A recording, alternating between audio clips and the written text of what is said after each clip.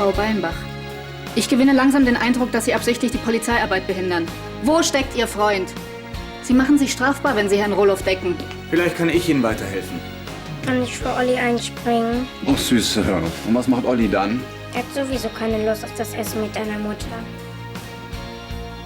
Diese Messerschnitte sind doch keine Spielerei. Was ist, wenn sie sich das nächste Mal die Pulsadern aufschneidet? Daniel! Was ist passiert? Gabriela... Sie wurde... Sie wurde vergewaltigt.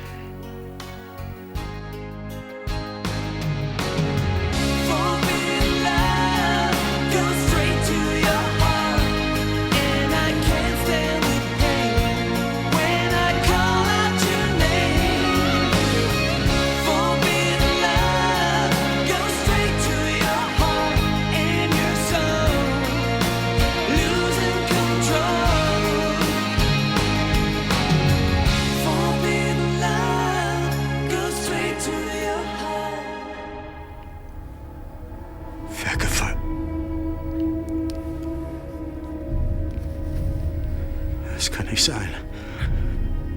Ich meine davon, sie hätte uns doch davon erzählt. Wann ist das passiert? Vor ein paar Wochen, ich weiß nicht so genau. Vor ein paar...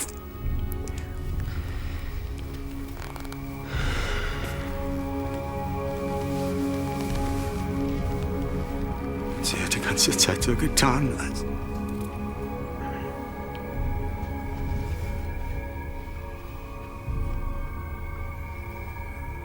Wer? Wer war es?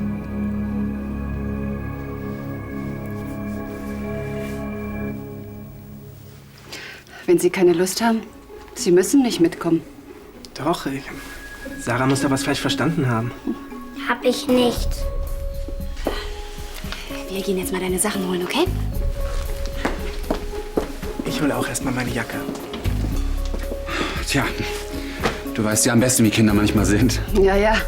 Meistens sagen sie die Wahrheit. Weißt du, ich hatte mich wirklich darauf gefreut, mit dir und Oliver einen netten Abend zu verbringen. Oh, Mama, wie doch auch. Hm?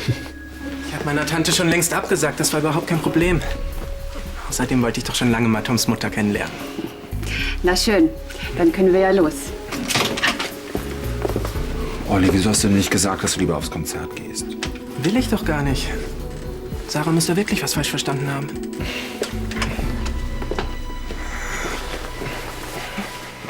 Herr von Ballenbach, vielleicht haben Sie ja eine Ahnung, Woher wo soll sich... denn mein Vater wissen, wo Herr Roloff steckt? Sie haben Herrn Roloff damit beauftragt, die Gemälde zu transportieren. Ja. Deswegen weiß ich noch lange nicht, wo er sich derzeit aufhält. Ich finde diese Verstrickungen sehr interessant. Auch im Zusammenhang mit dem Diebstahl Ihrer Bilder. Also wenn Sie mir jetzt auch noch unterstellen wollen, ich hätte etwas mit dem Raub meiner eigenen Kunstsammlung zu So tun, habe ich das nicht gemeint. dann halten Sie sich in Zukunft an unsere Anwälte. Die haben mehr Zeit, Ihre kruden Ideen zu diskutieren. Gut, wie Sie wollen.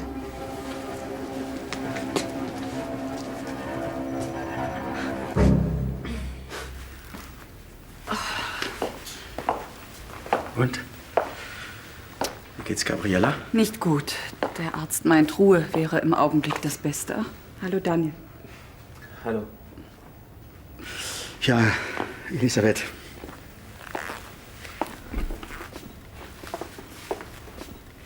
Ja, komm, setz dich doch bitte. Ja? Daniel hat mir eben etwas erzählt. Mein Gott, Arno. Jetzt sag schon, was ist passiert? Gabriela, Was ist mit Gabriela? Gabriela ist vergewaltigt worden.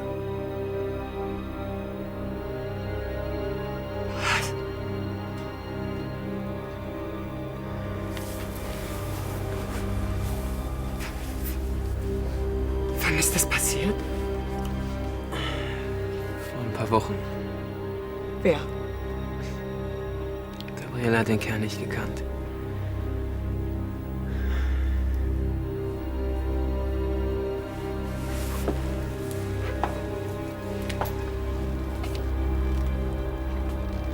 Gott. Deshalb war sie so verstört die letzte Zeit. Die Ausreden, der Ärger in der Uni, euer Streit, das Fieber, das waren Zeichen. Mein Gott.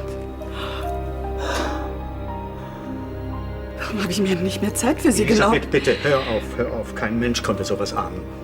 Und Sie haben das gewusst die ganze Zeit? Warum haben Sie denn nichts gesagt?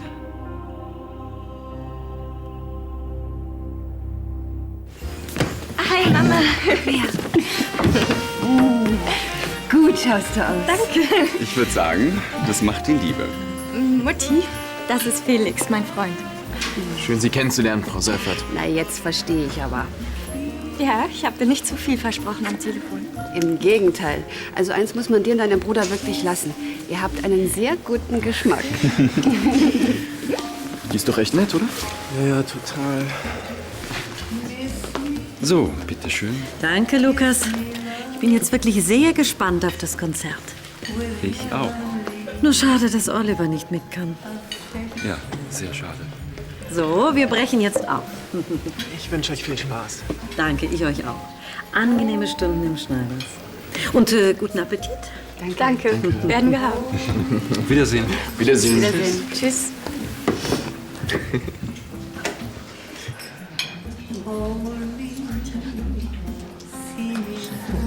Ich will einfach nicht, dass du da noch weiter reingezogen wirst. Ansonsten hätte ich der Kommissarin gesagt, dass sich dein Freund abgesetzt hat. Bitte? Er sucht deine Bilder, nur deshalb ist er in der Schweiz. Glaubst du das wirklich? Er verfolgt eine Spur in Zürich. Bitte sei doch nicht so naiv. Wahrscheinlich will er die Bilder dort selbst verkaufen. Blödsinn. Er ermittelt dort. Wollte er nicht längst zurück sein? Dein Vertrauen ist wirklich grenzenlos. Du hast keinerlei Garantie, dass der Mann nicht selbst hinter dem Überfall steckt. Nur er und ich kannten die Strecke. Trotzdem ist er unschuldig. Die Polizei sieht das aber anders. Ja, klar. Weil sie keine richtige Spur haben, stürzen sie sich auf ihn. Auch wenn ich diese Kommissarin nicht sympathisch finde, halte ich sie dennoch nicht für dumm. Sie verdächtigt ihn nicht grundlos. Und wenn dein guter Freund nicht bald wieder auftaucht, werde ich dieser Bittner sagen, wo er sich aufhält. Vor ein paar Wochen ist mir das erste Mal aufgefallen, dass sie irgendwie seltsam war. Ja, und jedes Mal, wenn ich wissen wollte, was los ist, hat sie sich sofort verkrochen. War das in der Zeit, als sie nichts mehr mit Ihnen zu tun haben wollte? Ja, und dann... Ich war bei ihr im Zimmer und habe den zerbrochenen Spiegel gesehen. Zerbrochenen Spiegel? Ist dir da was aufgefallen? Mein Gott, wie blind waren wir. Ja, ich habe sie dann immer und immer wieder gefragt. Bis sie es mir gesagt hat. Es fiel ihr nicht leicht.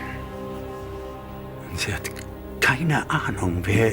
Ich meine, hat sie nicht irgendeine Person beschrieben oder... Nein, wie oft denn noch? Entschuldige. Sie hat überhaupt nichts dazu gesagt, wie es... Dieser Verbrecher läuft irgendwo draußen frei rum. Hat wahrscheinlich schon das nächste Opfer im Visier. Es macht mich verrückt. Ja, das geht mir genauso. Trotzdem, Daniel, du hättest es uns sagen müssen. Ach, nur bitte. Daniel hat doch gesagt, dass sie es nicht wollte. Da findest du sein Verhalten richtig? Nein, natürlich nicht. Aber wenn sie darauf bestanden hat... Ihr seht ja, wohin das geführt hat. Ich hatte einfach Angst, dass sie sich was antut, wenn ich sie verrate. Du hast sie nicht verraten und sie hat sich was angetan. Wir müssen was unternehmen. Wieso, was hast du vor? Ja, wir müssen mit ihr reden. Sie ist noch im Krankenhaus. Wenn sie jetzt erfährt, dass ihr Bescheid wisst, dann regt sie sich nur noch mehr auf. Daniel hat recht. Wenn sie zu Hause ist, dann.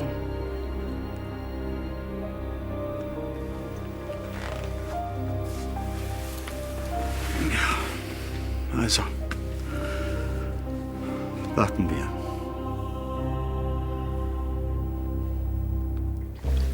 Am Set wird's einfach nie langweilig. Da gibt's immer irgendwas zu tun. Vor allem, wenn man sich so für den Film interessiert wie Sie. Ich finde das auch total spannend. Oliver, interessieren Sie sich auch für die Filmbranche? Ich gehe ab und zu ins Kino, aber sonst. Klar, ist ja auch nicht Ihr Metier als angehender Psychologe. Wie läuft Ihr Studium denn so? Gar nicht mehr, ich habe doch aufgegeben. Hat Ihnen Tom das nicht erzählt? Nein.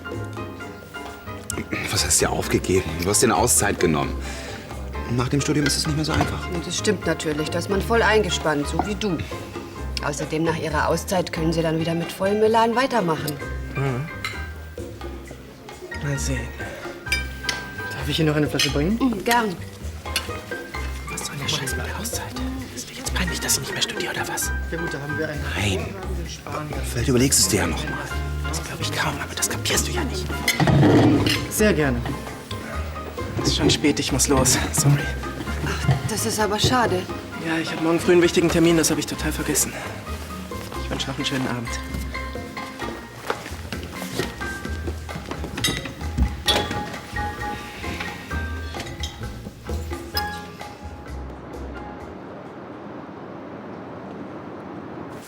Morgen? So früh schon hier? Ja, wieso nicht? Es stapelt sich mal wieder. Verstehe. Morgen. Hallo. Hi. Marc, Tja, ich mach dann Kaffee. Tut mir leid, dass ich jetzt erst komme, aber ich habe es gestern Abend einfach nicht geschafft.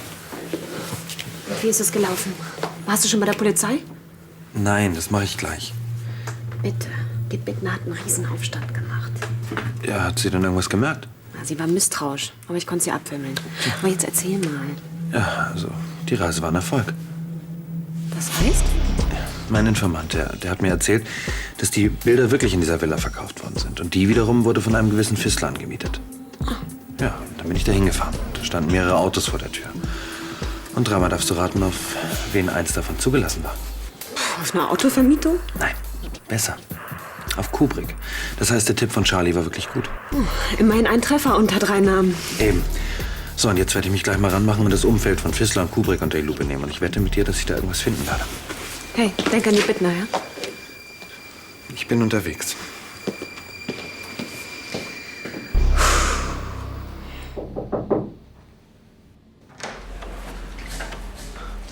Guten Morgen, Anne. Kann ich reinkommen? Ja, wir sind fast fertig. Ich hoffe, sie gefallen dir. Ja, danke. Haben Sie vielleicht noch eine Vase? Natürlich, ich bringe Ihnen eine. Danke. Wo hast du geschlafen? Geht. Eben war so ein Psychologe hier. Der hat versucht, mich auszuquetschen. Hast du ihn geschickt? Nein. Ich denke mal, die schicken den hier routinemäßig vorbei. Wird das ein Nervenzusammenbruch? Ich habe niemandem hier im Krankenhaus was gesagt, das kannst du mir glauben. Mhm. Und was ist mit Anne und Elisabeth?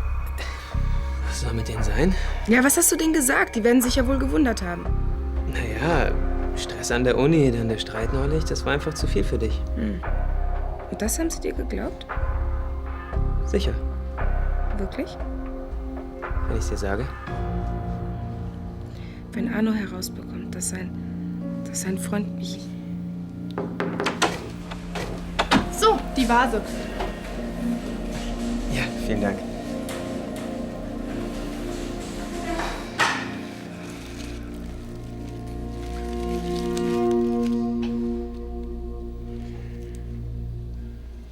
Es war ein schöner Abend gestern. Und ein sehr nettes Frühstück. Mom, das war so schön, dass du da warst. Das hat mir auch sehr gut gefallen bei euch. Komm her, Süße. Mach's gut. Und grüß deinen Felix. Mach ich. Grüß Papa, ja? Und du grüß Oliver, wenn er wiederkommt. Klar. Vielleicht hat er ja das nächste Mal ein bisschen mehr Zeit. Wollen wir saufen? Und sag Paps, er soll nächstes Mal mitkommen, ja? Der ist genau wie du. Viel zu viel Arbeit. Oh. Ich bring dich schnell runter. Nicht nötig. Ich kenne den Weg. Tschüss. Ciao. Ciao, Mom. Grüß Oliver. Klar, wenn er da ist. Wieso? Wo ist dein Problem? Er ist gestern Nacht nicht nach Hause gekommen. Na, ich wollte es vorhin nicht sagen, weil er am Schneiders schon so peinlich war. Was ist denn los mit ihm? Ich habe keine Ahnung. Aber vielleicht sagt er es mir ja, wenn er irgendwann mal wieder auftaucht. Probier's doch wenigstens, hm? Ich habe keinen Appetit. Komm, das sieht gar nicht so schlecht aus. Ich will nicht. Ja? Na du? Hi. Grüß dich, Daniel. Hallo. Hallo. Stören wir beim Mittagessen? Nein, ich bin schon fertig.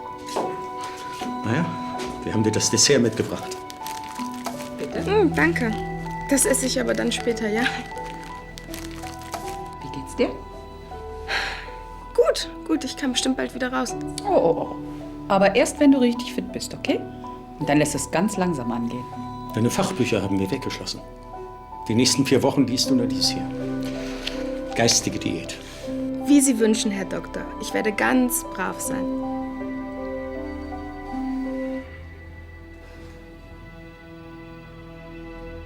Tschüss. Hey, was hat die Frau Kommissarin gesagt? Sie war giftig, wie immer.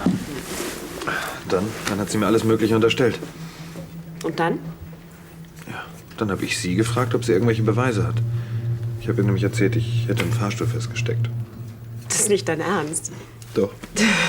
Sie hat es mir natürlich nicht geglaubt, aber sie hatte keine Beweise insofern. Sie ist wahrscheinlich vorsichtig geworden, seit mein Vater von den Anwälten gesprochen hat. Was? Naja, er war dabei, als die Bittner nach dir gefragt hat. Und er hat ihr gesagt, wenn sie Fragen hat, dann soll sie sich an unsere Anwälte wenden. Moment, heißt es jetzt, er glaubt mir etwa?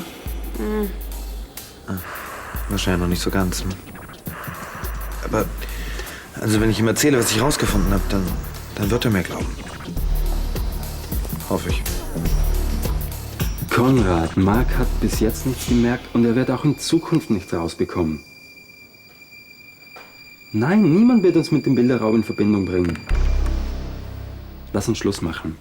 Oliver ist gerade aufgestanden. Ja, er hat bei uns übernachtet. Ich tue das nur, um bei der Schneider zu punkten, okay? Ciao. Morgen. Guten Morgen, Oliver. Na, ausgeschlafen? Geht so. Aber danke, dass ich überhaupt hier pennen durfte. Kein Problem, jederzeit. Wenn Jule oder Mark keinen Besuch haben. Ach, die sind sowieso immer unterwegs. Mark sucht nach diesen Gemälden und Jule hat auch immer zu tun mit diesem Kind aus dem Heim. Sarah, ich weiß. Tom ist auch ganz verrückt nach der Kleinen. Dieses Familiengetue geht mir so auf die Nerven.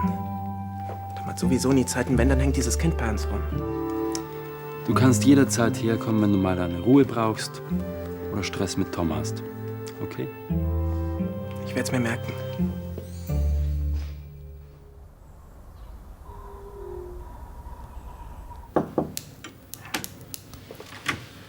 Namen, Papa.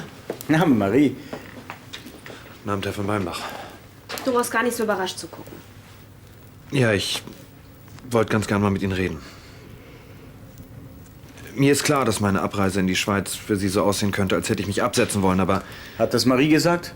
Nein, hat sie nicht. Aber es liegt ja wohl auf der Hand. Ich meine, Sie denken ja wirklich, dass ich Ihre Bilder habe. Ja, bis jetzt konnten Sie mich noch nicht vom Gegenteil überzeugen. Papa, jetzt hören doch erst mal Schon zu. gut. Ich weiß ja, dass Sie mir nicht vertrauen. Obwohl Sie es könnten. Sie waren und sind immer noch mein Auftraggeber. Kommen Sie bitte zum Punkt. Ja, also ich bin in die Schweiz gefahren, um einem Hinweis nachzugehen. Genauer gesagt einer Spur. Warum haben Sie nicht davon der Polizei erzählt? Sie wissen doch selbst, dass die Polizei nur in eine Richtung ermittelt. Also muss ich es auf eigene Faust machen. Und das ist Ihnen jetzt gelungen? Beinahe, ja. Wo sind meine Gemälde? Die habe ich noch nicht. Aber ich habe 2 Namen, die möglicherweise mit dem Überfall in Verbindung stehen. Fissler und Kubrick. Dann konnten Sie diesen Leuten irgendetwas nachweisen? Ja. Mit anderen Worten, Sie haben nichts in der Hand. Aber der Hinweis, also die Spur, die ist sehr vielversprechend. Solange Sie keine Beweise haben, bleiben Sie für mich der Hauptverdächtige. Papa, wie kannst du eigentlich nur so stur sein? Und halten Sie in Zukunft bei Ihren Ermittlungen Marie heraus. Ich möchte nicht, dass sie ihretwegen Ärger bekommt. Und jetzt entschuldigen Sie mich.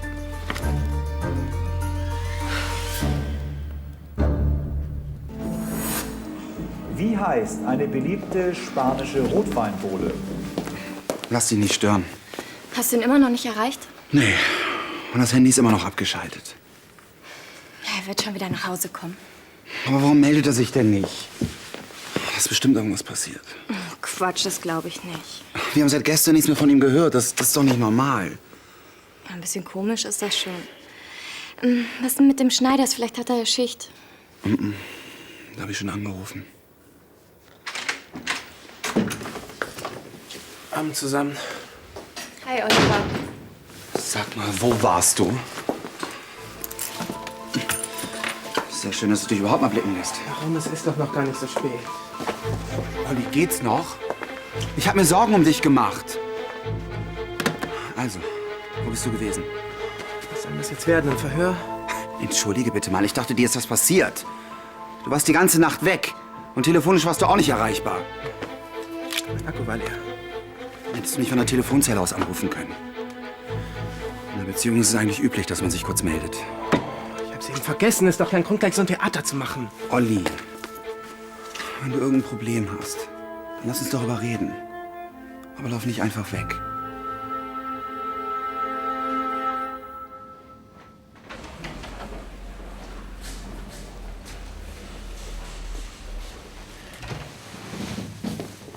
Sie schläft. Dr. Marlow ist noch bei einem anderen Patienten. Dann hat sie heute keine Zeit mehr für euch? Sieht so aus. Hoffentlich erwischen wir sie morgen.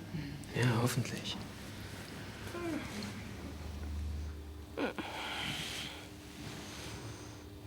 Wir sollten jetzt besser gehen. Und wenn sie noch was braucht? Die Schwestern sind doch auch noch da.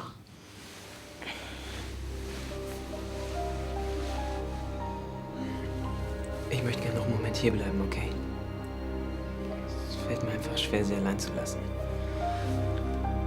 Ich kann nicht begreifen, wie ihr jemand sowas antun konnte. Niemand kann das.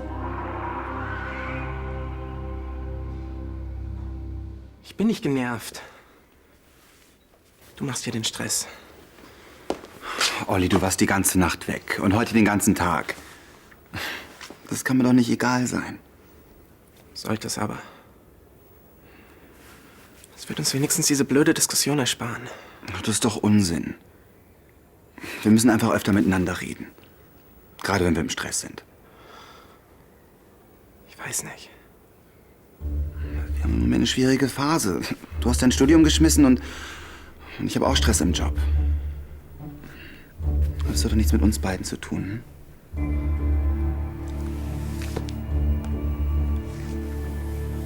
Solange wir uns verstehen, ist doch alles andere egal.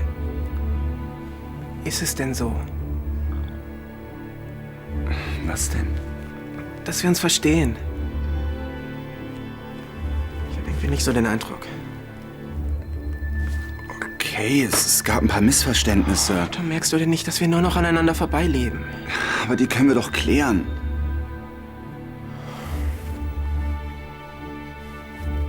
Ich schätze, dafür ist es zu spät. Das ist jetzt nicht dein Ernst. Doch. Weil ich dich einfach nicht mehr liebe.